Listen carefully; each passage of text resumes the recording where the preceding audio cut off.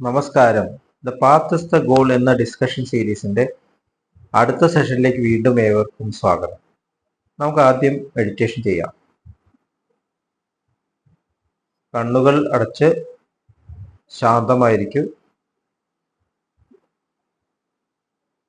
ഭൂമി മാതാവിനോടും സർവചരാചരങ്ങളോടും അന്തരീക്ഷത്തോടും കൃതജ്ഞത രേഖപ്പെടുത്തും. ഭൂമി മാതാവിൽ നിന്നുമുള്ള ഹീലിംഗ് എനർജി കാലുകളിലൂടെ പ്രവേശിച്ച് ശരീരം മുഴുവൻ വ്യാപിക്കുന്നതായും ശരീരത്തിലെ എല്ലാ ഭാഗങ്ങളെയും എല്ലാ കോശങ്ങളെയും റിലാക്സ് ചെയ്യാൻ സഹായിക്കുന്നതായും അനുഭവിക്കൂ.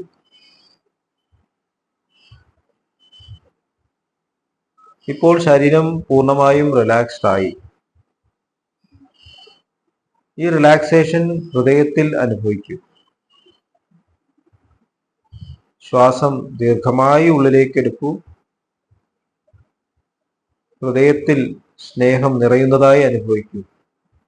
ശ്വാസം പുറത്തേക്ക് വിടുമ്പോൾ സ്നേഹം പ്രപഞ്ചം മുഴുവൻ വ്യാപിക്കുന്നതായും അനുഭവിക്കൂ. ഹൃദയത്തിൽ കുടികൊള്ളുന്ന സ്നേഹത്തിന്റെ സ്രോതസ്സിൽ നിന്നും ഉദ്ഭവിക്കുന്ന ദിവ്യ പ്രകാശം മനസ്സിനെ ആകർഷിക്കുന്നതായി അനുഭവിക്കൂ. ആ ദിവ്യപ്രകാശത്തിൽ ധ്യാനം ആരംഭിക്കൂ. മനസ്സിൽ ചിന്തകൾ വരുന്നുണ്ടെങ്കിൽ മൃദുവായി അവയെ അവഗണിക്കുക. ദിവ്യപ്രകാശത്തിൽ ധ്യാനം തുടരുക. Please start meditation.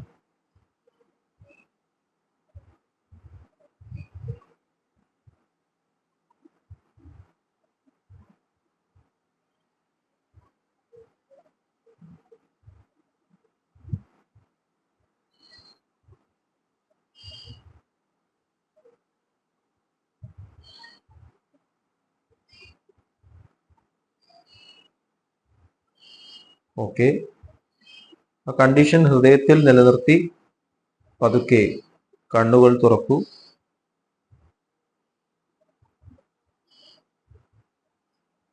എല്ലാവരെയും ഹാർദമായി ഹാർട്ട്ഫുൾനെസ് സഹജമാർഗ് മെഡിറ്റേഷൻ സിസ്റ്റത്തിലേക്ക് സ്വാഗതം ചെയ്യുന്നു. എങ്ങനെ ജോയിൻ ചെയ്യാം എന്നത് ഡിസ്ക്രിപ്ഷൻ ബോക്സിൽ കൊടുത്തിട്ടുണ്ട്. പ്രിൻസിപ്പിൾസ് ഓഫ് കോൺവെർസേഷൻസിൽ ലാലാജി മഹാരാജ് മനുഷ്യ പരിണാമത്തിൽ കമ്മ്യൂണിക്കേഷന്റെ സംഭാഷണത്തിന്റെ പ്രാധാന്യത്തെക്കുറിച്ചാണ് എക്സ്പ്ലെയിൻ ചെയ്തിട്ടുള്ളത്. നമ്മൾ ശ്രദ്ധിച്ചു നോക്കിക്കഴിഞ്ഞാൽ സംഭാഷണത്തിന്റെ ശൈലി, സംഭാഷണത്തിന്റെ അടിയിലുള്ള ഇന്റൻഷൻ, കണ്ടന്റ്, അത് ഒരു സൊസൈറ്റിയുടെ കോൺഷ്യസ്നസ് ലെവലിനെ കാണിക്കുന്നുവെന്ന് മനസ്സിലാക്കാം. നമുക്കതിൽ നിന്നും രക്ഷപ്പെടാനാവില്ല. എന്താണ് അതിൻ്റെ അടിയിലുള്ള ഇന്റൻഷൻ? ഏത് രീതിയിലാണ് സംഭാഷണം നടത്തുന്നത്? അതൊരു വ്യക്തിയുടെയും ഒരു സമൂഹത്തിൻ്റെയും പ്രോഗ്രസ് കാണിക്കുന്നു, സ്പിരിച്വൽ പ്രോഗ്രസ് കാണിക്കുന്നു. നമ്മൾ ജീവികളിലേക്ക് നോക്കിയാൽ അറിയാം, ശബ്ദം കേട്ടാൽ തന്നെ മനസ്സിലാവും ഇത് ഏത് ജീവിയാണ്, അല്ലേ? കാക്കയുടെ ശബ്ദം കേട്ടാൽ അത് കാക്കയാണ് മനസ്സിലാവും. പശുവിന്റെ ശബ്ദം കേട്ടാൽ അത് പശുവാണെന്ന് മനസ്സിലാവും. അപ്പൊ ശബ്ദവും രൂപവും വളരെ ബന്ധപ്പെട്ട് കിടക്കുന്നു. ഒരേ ജീവികളെ അറിയുന്നത് തന്നെ എൻ്റെ ശബ്ദം കൊണ്ടാണ്. ചെടികളും മരങ്ങളും ഒക്കെ ആണെങ്കിലും അവർക്ക് രൂപവും ശബ്ദവും ഒന്നു തന്നെയാണ്, ഡിഫറെൻ്റ് അല്ല. അതിന്റെ ഗന്ധമുണ്ട്, സ്മെല്ലുണ്ട്, അതൊന്നും നമുക്ക് മനസ്സിലാവുന്നു. അല്ലെങ്കിൽ ചിലപ്പോൾ ടച്ച്, ചില ചെടികളുടെ ഇലയൊക്കെ ടച്ച് ചെയ്താൽ ചിലപ്പോൾ കുറച്ചൊരു സൂചന കിട്ടും. സ്മെല്ല് വളരെയധികം ഇമ്പോർട്ടൻ്റ് ആണ്, രൂപം വളരെ ഇമ്പോർട്ടൻ്റ് ആണ്. അപ്പൊ അതാണ് അവരുടെ ശബ്ദം, അവന്റെ എക്സ്പ്രഷൻ. അപ്പൊ ശബ്ദം എന്ന് പറയുമ്പോൾ വെറും പ്രകടിപ്പിക്കുന്ന ഈ വാക്കുകൾ മാത്രമല്ല, എക്സ്പ്രഷൻ എന്നുള്ള അർത്ഥത്തിൽ വേണം മനസ്സിലാക്കാൻ. അപ്പൊ എക്സ്പ്രഷനും അതിന്റെ അടിസ്ഥാനപരമായിട്ടുള്ള കോൺഷ്യസ്നസ് വളരെ വളരെ കണക്റ്റഡ് ആണ്.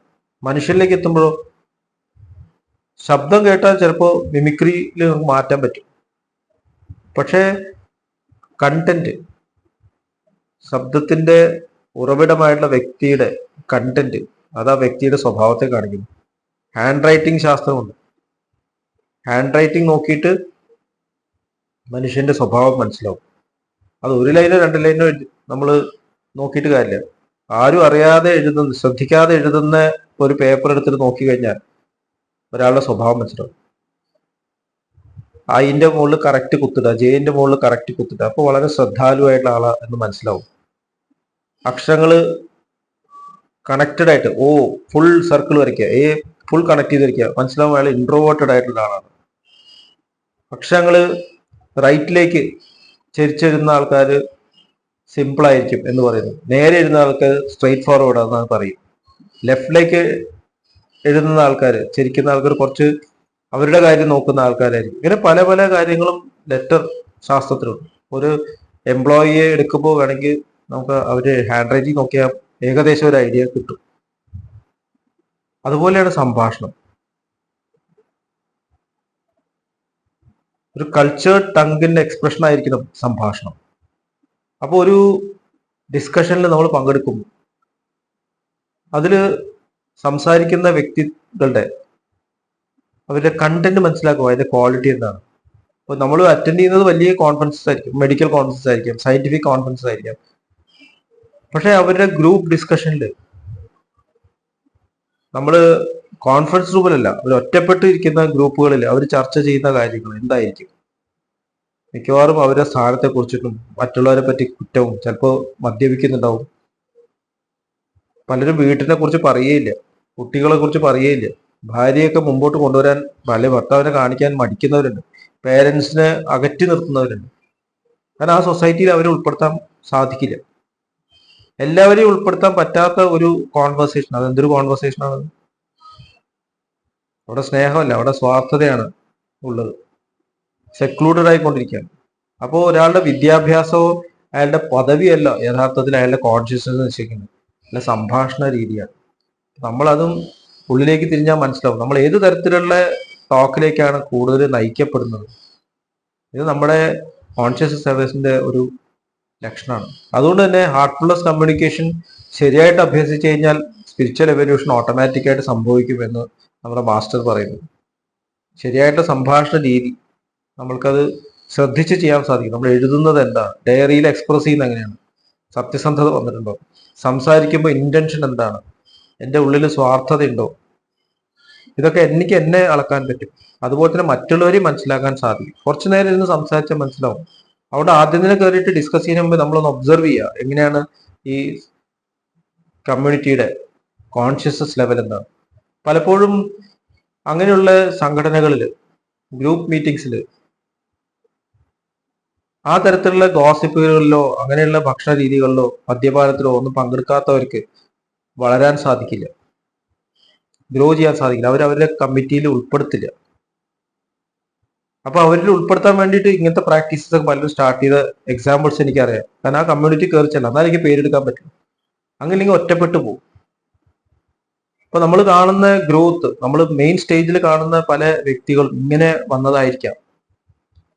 ശരിക്കും കൾച്ചേർഡ് ആയിട്ടുള്ള, സ്പിരിച്വലി എവോൾവ് ആയിട്ടുള്ള ആൾക്കാർ അങ്ങനെയുള്ള സ്ഥലങ്ങളിൽ കാണപ്പെടില്ല. അവരുടെ കോൺവെർസേഷൻ നമ്മൾ സമാധാനമായിട്ട് അവരെ അടുത്ത് ചെന്നിരുന്നാൽ മാത്രമേ നമുക്ക് കേൾക്കാൻ സാധിക്കുള്ളൂ. അവർ ശ്രദ്ധിക്കപ്പെടാത്തവരാണ് പൊതുവെ.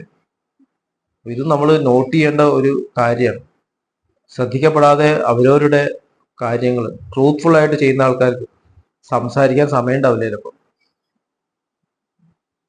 അത് മാത്രമല്ല അവർക്ക് അങ്ങനെ ബാഹ്യ പ്രകടനങ്ങൾ താല്പര്യം ഉണ്ടാവില്ല. ചോദിച്ചാൽ ആവശ്യമുണ്ടെങ്കിൽ അവർ സംസാരിക്കും. ചിലപ്പോൾ അവർ വരില്ല, എനിക്ക് താല്പര്യമില്ല എന്ന് പറഞ്ഞു എന്ന് വരാം.